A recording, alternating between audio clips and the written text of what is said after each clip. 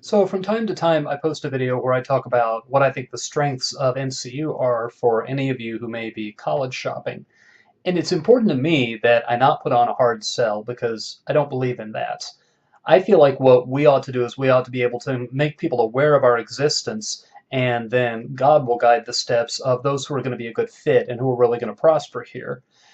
But the argument that I want to make today, I'm really kind of happy about because I think it almost functions as a filter or kind of a litmus test that if you are the kind of person who would not do well at NCU, would not be happy, would not have a good experience here, then the argument that I'm going to make is not going to make much sense to you. And if it does make sense to you, then I would encourage you to look a little bit closer.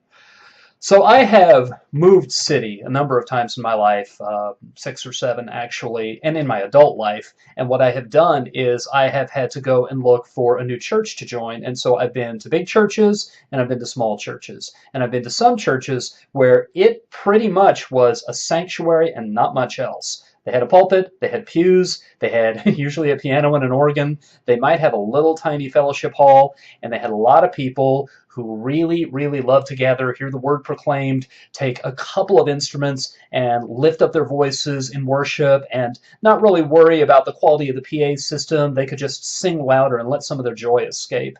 I've been to other churches that were big, big campuses and had on-site recording studios and coffee sections that look like a Starbucks. And oh my gosh, you get into the area for the youth program and they've got climbing walls and video games and just all sorts of really, really enticing, brand new, well polished stuff. And you probably think that I'm building up to saying, and that second church is a dead church. And that's not the case at all. I've been to a number of those where I felt as though people were very on mission, very genuine, very alive, and very, very careful to make sure that all the stuff and all the toys didn't get in the way. And when I have met new people at these churches, I sometimes will meet among the people who are in my generation and mostly still have paper Bibles. They don't read a Bible off an app on the smartphone.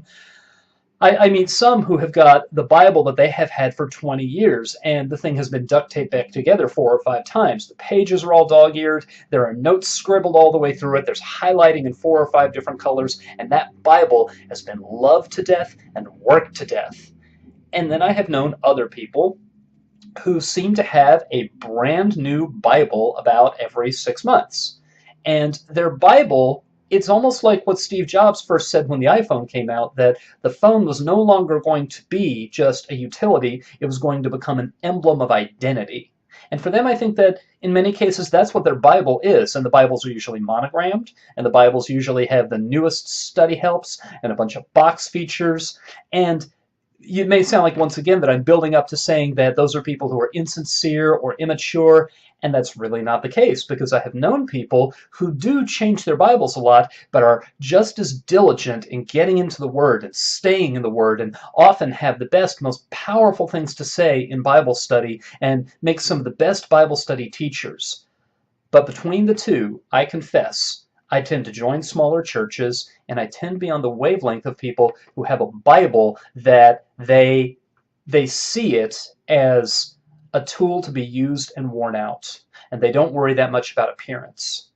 Now, I say this because when you go college shopping, if you visit a lot of college campuses, I'm going to let you in on something that you don't have to take my word for. You could go dig through the Chronicle of Higher Education or a lot of other publications. If you're in forensics, you know how to do basic research. And one of the most universal, most widespread ways that colleges are marketing themselves to prospective students right now is with really slick buildings and with really new and shiny toys. So they'll have residence halls that look more like resort hotels, and they have all kinds of bells and whistles and all sorts of play equipment and cool, nifty new rules. I was reading just the other day about a particular college that lets you bring your dog with you, and your dog can live in the residence halls. And they're doing things like that because they are banking on the fact that a lot of 18 and 19-year-olds can be enticed, lured into choosing them for college based on creature comforts. If that's true, and I think in some cases it is, and a lot of admissions officers would tell you that it is, I think there's something kind of sad about that. So one of the things that I want to plant in your head to think about is when you go to a college and you see how brand new and how slick and how pretty and impressive the facilities look, that college is telling you something about their priorities. Now, I don't think it's necessarily fatal, and I have known some Christian colleges, and I have known some colleges did not have a Christian mission, some public schools, that I thought were very well run and provided the opportunity to get a good education. And the fact that they kept their facilities upgraded, that was just in line with what was important to them. But I've known a lot of others that built brand new buildings every couple of years, and it was some parts trying to market themselves to freshmen, and it was some parts that was how the leadership of the university proved to one another that they were doing great things and being great leaders and justifying their bonuses and their sky-high salaries. And there have been a couple of exposés, if you look into media coverage, journalistic coverage of higher education, that really this borders on almost money laundering. So I think if you were, any of you who are in the region and have the ability to come pay a visit to campus, one of the things I think you'd be struck by, we think it's really important if you're going to come visit, that you come sit in a class. Because if all you do is take a tour and walk through the residence halls, you're going to see that the residence halls are very Spartan and very functional. They exist for a purpose. They are not our attempt to show you how shiny and neat and cool our school is. They're a place where you go and you study and you sleep and you do your hygiene, and that's about it. And then when you are not using those buildings, that space for that purpose, then you go to the classroom and you go to the other gathering places on campus and you go around the city and you go across the street to the University of Oregon campus and all of their resources, and you are an active learner who's out doing a lot of things. And the school, NCU, has a real commitment to not falling in love with stuff, to not being enticed by toys, to not frittering away a lot of resources and effort on play. We don't have a football team. We don't have a Greek system. We don't have a single fraternity or a single sorority anywhere on campus. Now, that's not to say that we don't have athletics programs. We have several. We have a basketball team and a tradition of having a basketball team that goes back a couple of decades, actually. I think several decades. We have a number of other sports teams. We have women's softball, men's and women's cross country and track. We have soccer, we have volleyball. Well, I'm probably leaving something. Oh, we have golf, both men's and women's. And so there are a lot of student athletes on campus, but we try to be very deliberate about using that to a very limited degree to build community and also as a learning opportunity, an opportunity for building discipline and character and leadership. We do not have gigantic programs that try to lure the alums back into service boosters to where the money-generating capacity of the sports starts to drive what the university does and limit the choices that the university can make. And if you're wondering, well, why did you phrase that specific way? It's because I'm telling you a whole lot of universities have fallen into exactly that trap. And one of the things I'm proud of NCU for doing is that it hasn't fallen into that trap. So to go back to where I started in talking about this, I think you'll find a lot of people who have very expensive facilities that are very impressive, and they have very expensive equipment that's very impressive. I have known churches that had that, and because they were careful and worked very hard, they did not let the love of the stuff take over.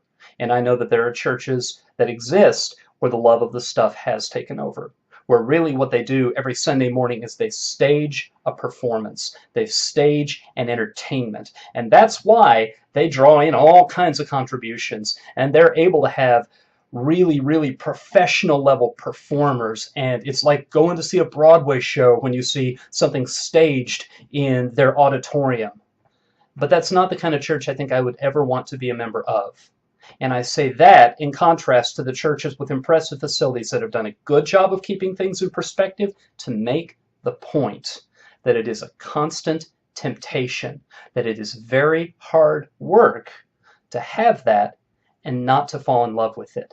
And I think if you read the Bible to learn who God is, if you read the Bible to see how God has revealed himself, God made use of people who were very powerful and very wealthy. God made use of Nebuchadnezzar. God made use of Solomon. Jesus took Matthew as one of his disciples, and Matthew left behind his tax collecting practice was a very, very wealthy man and came and followed Jesus. The fact that he had been wealthy didn't disqualify him, didn't make him useless to Jesus. But all throughout the Bible, God gravitates toward the weak.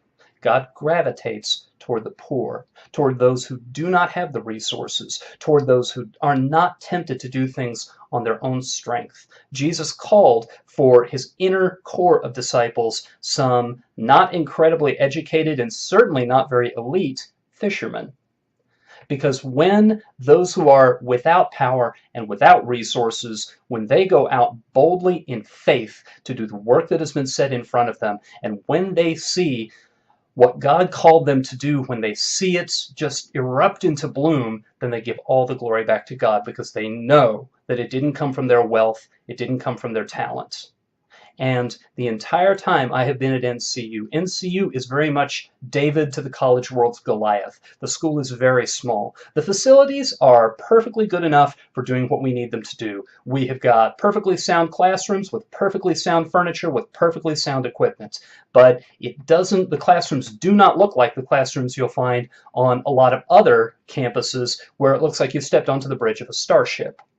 The classrooms, very few people walk into our classrooms and look around and say, this is nice.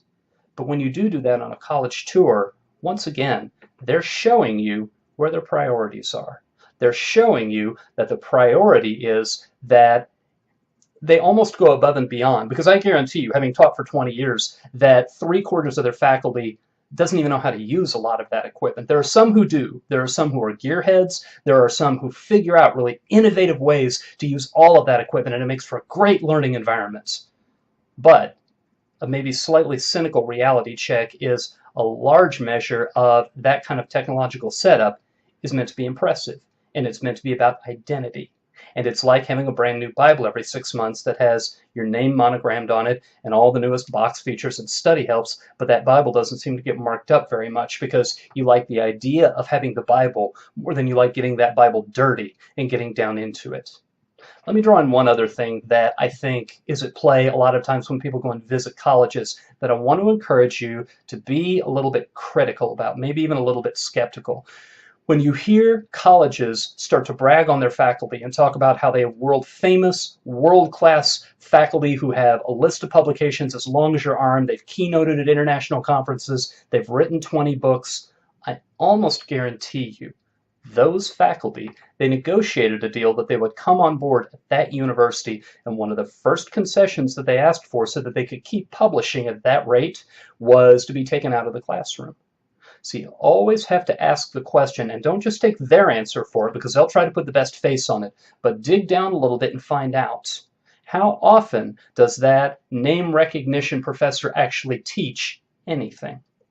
And it could be that that professor only teaches special topics classes that you can only get into by instructor approval. It could be that that instructor only teaches seniors, and it might be that by the time you're a senior, that the requirements that you need to take, that you've got to take to finish up your degree, you don't even get to have any classes with that particular professor. Because when universities go out for that caliber of faculty, once again, a lot of times it's about image. One thing that I have absolutely had a wonderful time teaching at NCU, one commitment NCU has that in part explains that, NCU is very much about what is essential, about what is right at the core of its mission. And that is to take the gospel out to our community, and boy is our community in need of it, and to equip people who are going to go out into a lot of branches of endeavor at our heart Christian ministry, but then also education in business and psychology and communication. And with your communication degree, you can go out and do just about anything you want to do. But that is what we are about. We are about educating. We are not about building ourselves up. We are not about creating an image through acquisition of stuff, through acquisition of famous names. We are not about marketing to freshmen by having facilities that look so brand new and straight out of the shrink wrap that freshmen like to daydream about living in our residence halls and think how great it'll be in the evenings and on the weekends to come back and have that as a playground. We don't have that. Instead, what we have facilities that are well worn. We have programs that are taught by dedicated people who do all their own teaching. And when I open my Bible and read it, I find that those are the people, those are the neighborhoods that God gravitated toward. The people who took the little that he had supplied and they went a long way with it. And because they had so little to begin with, when they saw the fruits of their efforts, they returned glory to God because it was completely obvious to them what the source had been of the increase in the first place. So those are some things you might think about while you go college shopping, and if this entire argument has seemed completely unpersuasive to you, then you might find that NCU is not the school that you're looking for. But if you have found that parts of it do resonate with you, parts of it do click, then I would encourage you to give us a closer look. And as is always the case, if you ever want to shoot me an email, dschrader, D-S-R-A-D-E-R, at nwcu.edu. I'd be happy to field any questions about the school, about forensics, about the communication program, or about any other aspect of how the school works, or to put you in touch with the people who have the information and could get it to you. At any rate, as you are winnowing down your list of colleges, happy hunting, and may God guide you to where He will have great things in store for you to do.